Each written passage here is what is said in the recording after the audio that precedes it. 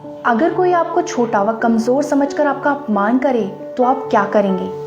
ऐसे ही संघर्षों के बीच टाटा ग्रुप के चेयरमैन रहे रतन टाटा के जीवन की ये घटना ऐसी थी जिसने उनके जीवन को बदल कर रख दिया, जो आज पूरी दुनिया के लिए प्रेरणादायी है। ये बात सन 1998 की है, जब टाटा मोटर्स अपनी पहली पैसेंजर कार इंडिका बाजार में लेकर आई थी।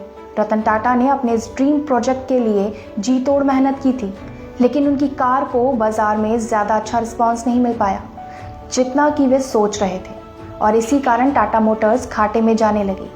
इस प्रोजेक्ट के बाद कंपनी को घाटे में जाता देख कंपनी के अन्य लोगों ने रतन टाटा को नसीहत दी कि वो कंपनी को बेच दें, और ना चाहते हुए भी रतन टाटा को इस फैसले को मानना पड़ा।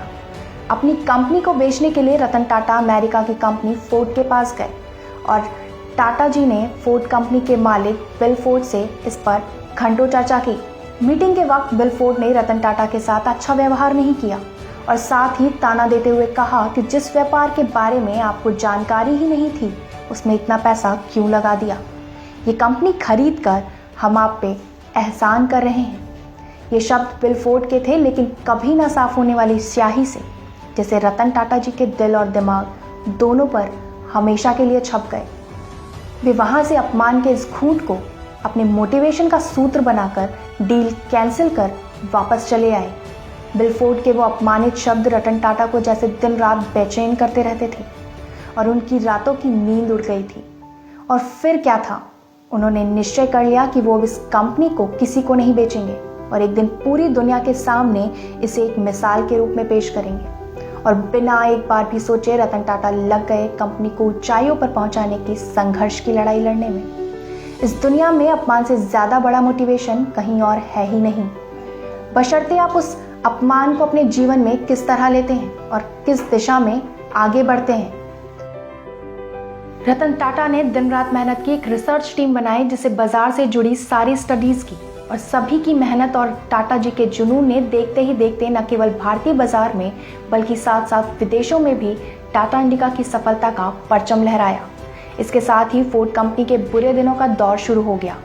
साल 2008 आते आते फोर्ड कंपनी की यह हालत हो चुकी थी कि वह दिवालिया होने की कगार पे थी।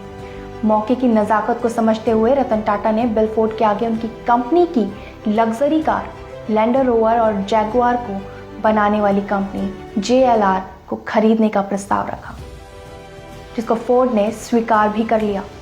उनका यह सौदा लगभग 2.3 अरब डॉलर में हुआ।